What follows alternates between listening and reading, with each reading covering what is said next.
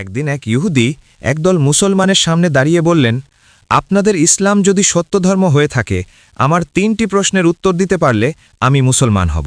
আমার প্রথম প্রশ্ন, বলেন তো আল্লাহর আগে কি আছে? সকলে চুপ থাকল, কেউ উত্তর দিতে পারল না। দল থেকে একটি ছোট্ট শিশু এগিয়ে এসে বলল, আমি উত্তর দেব। ইহুদি মুশকি হেসে বললেন, তুমি উত্তর দিবে? তাহলে বলো। শিশুটি বলল, ১ থেকে ১০ পর্যন্ত উল্টো গোনো। ইহুদি গুনল ১০, ৮, ৯, ১। শিশুটি বলল, ১-এর আগে কি?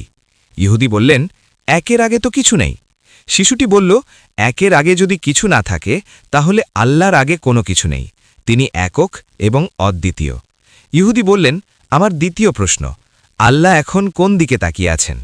শিশুটি একটি জ্বলন্ত বাতি হাতে নিয়ে ইহুদিকে বলল, বলেন তো এই আলোটি কোন দিকে তাকিয়ে আছে?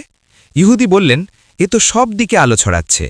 এবার শিশুটি বলল, তেমনি আল্লাহ আসমান ও জমিনের নূর, তিনি সর্বত্র বিরাজমান। ইহুদি হতবাক হয়ে বললেন, আমার শেষ প্রশ্ন, আল্লাহ এখন কি করছেন? শিশুটি বলল, আমি এখন উঁচু চেয়ারে বসে আছি, আর আপনি নিচে দাঁড়িয়ে আছেন।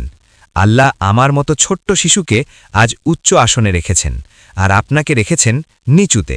আল্লাহ তাই করছেন। ইহুদি একথা শুনে ইসলামকে সত্য ধর্ম স্বীকার করে মুসলমান হলেন। শিশুটি ছিলেন ইমাম আবু হানিফা। ভিডিওটি লাইক সাবস্ক্রাইব করুন, কমেন্টে লিখুন মাশাআল্লাহ।